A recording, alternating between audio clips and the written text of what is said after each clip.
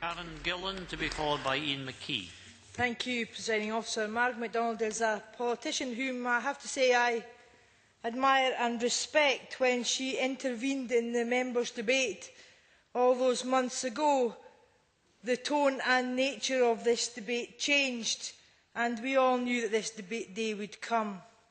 I cannot pretend to know how it feels to be living with a terminal illness, nor do I know how it feels to have a permanent disability and for whom life has become intolerable. But I do know that this is perhaps one of the most important decisions that we as a Parliament will have to take.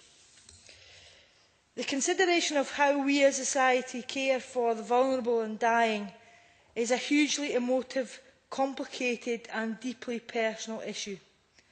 The very fact that we have a free vote on this bill before us demonstrates that the question at stake supersedes even our very party principles. How we view death and care for the sick and dying reflects the values at the heart of our society that shape who we are. We are not just a society of individuals, but are made up of families, of communities, and the choices we make regarding death impact on the society as a whole. Interwoven in our mace are the words of compassion, of justice, of wisdom and of integrity. In this debate we need those attributes more than ever.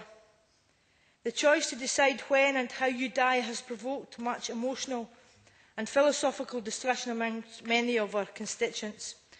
That was demonstrated with over half of those responding to the ELA committee consultation coming directly from private individuals.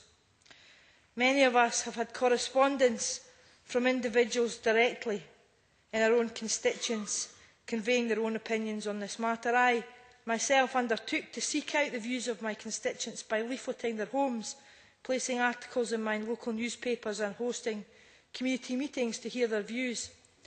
It was at times a very harrowing experience to listen to cases of families who had nursed loved ones through terminal illnesses, to speak to people living with terminal illnesses themselves. There were strong views expressed on both sides. I won't go through all of the things that were said to me, but it was at times a very difficult experience. It shaped my views in many ways on the bill. I had preconceived ideas about what people would say to me when they came. But I want to talk about one person who came to see me living with a very degenerative form of MS, who I assumed would support the bill. And when he came to see me, he told me that he had initially supported the bill. But the more that he had thought about it, the more time he had spent considering it, he had decided in the end that he wouldn't support the bill because he was of the view, in his view, that if the bill went through, that the progress that had been made in his particular illness would be set back, because the pressure would be taken off to find a cure for MS, because the people like him who were facing death would find a way out, and perhaps there wouldn't be that same pressure to find a cure. That was his view. It wasn't a view shared by others, but it was his view. At this first stage of debate, it seems right that our discussion focuses on the legislative interpretation of philosophical debates which frame the proposed changes. The question of dying with dignity, making an autonomous choice when life is intolerable, offers significant challenges in legislation, as these are very loose, subjective and malleable definitions depending on your philosophical position or experiences. I respect Jeremy Purvis's position. I respect your right to have those views, Jeremy, but you similarly must respect my right to have different views. I, as a Christian, have views too. I have value systems too, and as Michael Matheson has articulated, where you stand on what is dying with dignity is something that you have to make a choice about. Margaret MacDonald. Thank my friend for giving way. But our differing views don't enjoy equality in law. Karen Gillon. It's up to us to make the laws. We are legislators, and it is up to us, based on the evidence that we have received, based on the evidence that is before us, to make the laws. That is why we are here, and that is what we will do today. And based on the evidence that we have, a committee of this Parliament has determined that there is no need for a change in the law.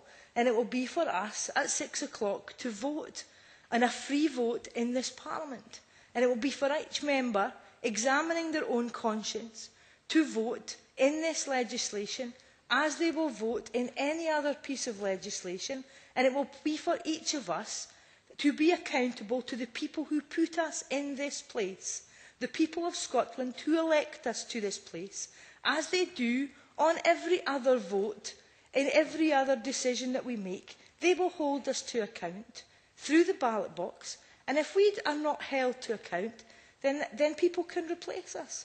And you're right, Margot, if you're re-elected or anybody else wants to bring this back, if it's not successful tonight, that's democracy. People have the right to vote. That's the beauty of democracy. But each of us has the right to express our views. Each of us has the right to stand in this chamber, to assess the evidence that's before us. And I believe, on the basis of the evidence that I have heard, I am not convinced yet. I am not convinced that this is the right thing for Scotland.